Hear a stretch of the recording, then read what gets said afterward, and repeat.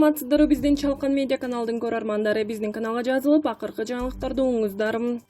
Садыр Жапаров Жозеф Байденди куттуктады. Кыргыз Республикасынын президентинин милдетин аткаруучу Садыр Жапаров Жозеф Байденди Америка Кошмо Штаттарынын президенти кызматына шайланышы менен куттуктады. Бүгүн Америка Кошмо Штаттары өзүнүн өнүгүүсүнүн тарыхый этабында турат. Жана сиздин жетекчилигиңиз менен Америка эли жаңы бийиктирге жетет деп терең ишенем. Кыргыз Республикасы Кыргыз-Америка мамилелерин өз ара пайдалуу өнүктүрүүгө дайыма өзгөчө көңүл буруп келет. Кызматташуу жөнүндө негизги келишимдин долбоору боюнча сүйлөшүүлөрдүн алга жылып жатканын зор канаттануу менен белгилейм.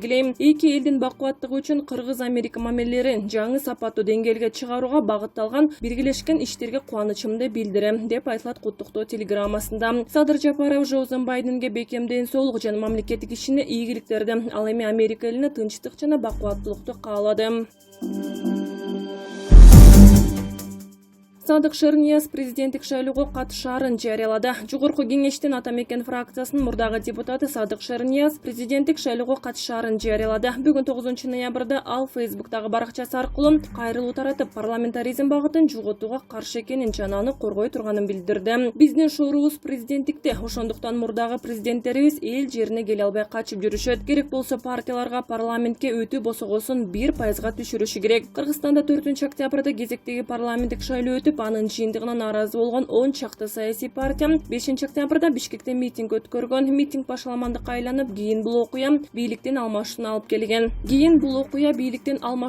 келген. Азыр президенттин милдетин башаламандык убагында тарапкерлери түрмөдөн бошотулган премьер-министр Садыр Жапаров аткарып жатат. Жапаров өзү да президенттик шайлоого катышаарын 26 октябрда жарыялаган. Борбордук шайлоо комиссиясы мөөнөтүнөн мурда президенттик шайлоону келерки жылдын 10 январына белгилеген. Буга чейин БШКга президенттикке талапкер болушу үчүн Адахан Мадумаров, Арстанбек Абдылдаев, Абукар Сыдыков, Бектур Асанов, Сазыкбай Турдумалиев, Канатбек Исаев, Назарбек Нышанов, Кубанч Чороев жана Нурлан Мотуев расмий арыз тапшырган. Шайлоого катышуу ниетин Конституциялык соттун мурдагы судьясы Клара Сооронкулова да билдирген. Атамбаевдин тарапташтары ачык-ачык жарыялады. Мурдагы президент Алмазбек Атамбаевдин тарапташтары ачык-ачык жарыялашты. Нааразычылык акциясына чыккандар Ак Үйдүн алдына келишип, Алмазбек Атамбаевге жана башка абакта жаткан башка тарапташтарына карата акыйкат чечим чыгарылышын жана соттор ачык болушун талап кылышты. Алар колдоруна плакаттарды кармап алышканын көрүүгө болот. Эске салсак, Алмазбек Атамбаев былтыр август айында кармалгандан бери улуттук коопсуздук боюнча мамлекеттик комитеттин тергөө абагында кармалып келген. 26 октябрда Бишкектин номер 1 тергөө абагына которулган. Атамбаев номер 1 тергөө абагындагы шарты жок камерага отурузганына байланыштуу ачык-ачык акциясын жарыялаган. 27 октябрда номер 47 абакка которулгандан кийин ачык-ачык акциясын токтоткон. 6 октябрга караган түндөгү топулоңдо Атамбаев жана аны менен кошо камалгандар Бишкек жебиндеги коррупцияга байланыштуу соттолгондордун бир тобу тарапташтарынын аракети менен түрмөдөн бошотулган. Кийинчерээк Алмазбек Атамбаев Кой Таштагы үйүнөн кармалып түрмөгө кайтарылган. Света Тойгонбаева, айтымчы, эки саясатчы камалат, өлкөдө абал оорлойт. Айтымчы Света Тойгонбаева учурдагы бийликтин келечектеги абалы тууралуу билдирди. Буга чейин Света Тойгонбаеванын төлгөсү төп келип, айткандар аткарылып келген. Кыргызстанда чоң өзгөрүү болот, кризис каптайт, кошуна мамлекеттердин абалы да оорлойт. Башыбыздан оор күндөр өтөт, элдин аң сезими башаламан. Кыргыздар ындымага келбесе чачырап кетиши мүмкүн. Азыркы бийлик иштейбиз деген менен саясатчылар аны колдобойт. Эки атка минердин абалы кыйындайт. Эл ынтымакка келбесе кырдаал курчуйт, эл тартиптен чыгып кетти. Кыш оор болот. Митингге чыккандар азайбаса Кыргызстанга жут келет. Өлкөдөн кут, ырыскы, береке качты, дейт өз сөзүндө Тойгонбаева.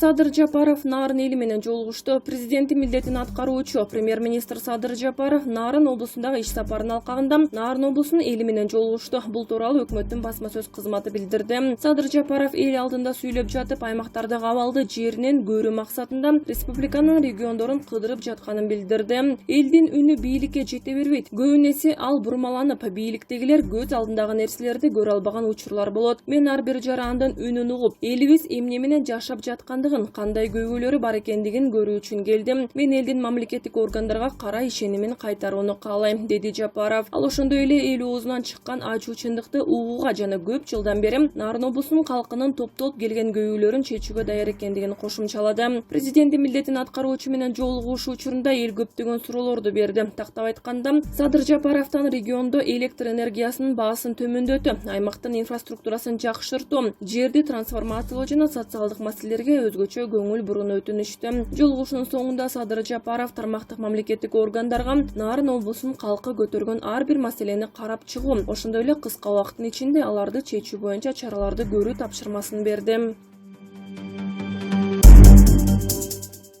Соодагерлерди сызга отургузган өрт. Бишкектеги ири базарлардын биринде орто сайда өрт чыгып, тилсиз жоо каптаган аянт болжол менен 1800 чарчы метрди түздү. Кырсыктан базарда соода сатык кылган ишкерлер, кийим тигүүчү цехтин ээси чыгымга учурады. Бул пандемияда ансыз да араң иштеп жаткан соодагерлерди сызга отургузду. Бишкекте буга чейин да Ош базары бир нече жолу өрттөнгөн. Акыркы окуя базарлардагы коопсуздук маселесин кайрадан күн тартибине чыгарды. Ольга Мин өрттөнүп кеткен имаратта кийим тигүүчү цех иштечү. 9 ноябрга караган түнү Орто Сай базарында чыккан өрт цехти бүгүн эртең ээлерине тапшырылганы калган кийимгечеден тартып бардык тигүүчү машинелерди күйгүзүп кетти. Цехтеги машинелерди, кездеме, даяр товарларды кошкондо болжол менен 50-60 миң доллар чыгым болду. Биздин тигүүчү машинелер аябай кымбат болчу. Анын үстүнө күйүп кеткен товарлардын баары кардарлардык эле, деди ал. Өзгөчө Кырдаалдар министрлигинин басма сөз кызматы тараткан маалыматка караганда, өрт саат 00:18 базардын Сүйөркулов көчөсүнө жакын тарабында башталган. Окуя болгон жерге өрт өчүрүүчү 5 машина барган. Саат 02:16 өрт чектөөгө алынып, эртең мененки саат 8:55 толук өчүрүлдү. Өрт алган аянт болжол менен 1800 чарчы метрди түзүүдө. Кырсыктан адамдар жабыркаган жок. Ольга Миндин цехи өрт чалган имараттын 2-кабатында. Ага танапташ жайгашкан бөлмөдө Айдай Бакытова тиричилик техникасы жана күнүмдүк керектөөчү товарларды сатчу. Анын баары тең өрттөнүп, имараттын 2-кабаты толугу менен күйүп кетти. Мен кечээ гана Жунхайдан жаңы товарларды сатып келгем. Канча сомго эмнелерди алгам тизмеси да бар. Бул жерде болжол менен 2 миллион сомдон ашык каражаттын товары бар болчу. Кеч алып келген буюмдарымдыкын кошкондо канча болуп кетерин билбей турам, деп отурат ал. Өрттөн улам ишкерлер канча зыян тарткан эсептелип жатат. Мындан тышкары өрткан соода имаратынын 1-кабатында 10 чакты киши соода сатык кылат. Алар кийим-кече жана азык-түлүк сатышат. Алардын да товары гүлгө айланып, эмне кыларын билбей турушат. Мен тамеки, ичимдик, таттуу, азык-түлүк сатам. Менде товардын бардык түрү бар болчу. Жайлата пандемияда базар жабылып, эми гана кыбырап иштей баштаганда ушинтип отуруп калдык. Өрттөнүп кеткен жер качан оңдолуп, качан жумуш баштайбыз белгисиз, деди соодагер Элмира Көчөрова. Орто Сай базарындагы өрт Бишкек шаарындагы ири базарлардагы өрт коопсуздугуна байланыштуу маселени козгоду. Калаада Ош базарында эле акыркы 2 жылда 5 жолу өрт чыгып, соодагерлер чыгымга учураган. Өрт коопсуздугу боюнча адистер базарларда дүкөндөр чаржайтып жайгашып, коопсуздук эрежелери такыр сакталбаганын сындап жүрүшөт. Кырсык болуп кетсе, автоунаа кирчү жолдордо жок экенин айтып эле жүрөт. Жогорку кеңештин транспорт, коммуникациялар, архитектура жана курулуш боюнча комитеттин мүчөсү депутат Улукбек Ормонов Ош базарында чыккан өрттөн кийин эле шаардык бийлик коопсуздук чараларын күчөтүшү керек болчу деген оюн айтты. Кыргызстанда бардык эле базарларда өрт чыгып кетсе, өрт өчүрүүчү машина базарга кире албайт. Шарт түзүлгөн эмес. Муну бардыгы билет, бирок ушул күнгө чейин чара көрүлө элек. Экинчиси, ишкерлер мүлкүн камсыздандырышы зарыл. Тиешелүү мыйзам бар. Ошого карабай мүлк ээлери ушуну көңүлгө албай жүрүшөт. Чыгымга учурадык деп жатышат. Эгерде мүлкүн камсыздандырып коюшканда мамлекеттен колдоо алат эле. Орто Сай калаанын ортосунда жайгашкан, кийим-кечек жана азык-түлүк сатылган чоң базарлардын бири. Расмий маалыматка ылайык 2020-жылдын 10 айында өлкөдө жалпысынан 2045 өрт катталган. Тилсиз жоонун чыгымы 473 миллион сом деп эсептелет.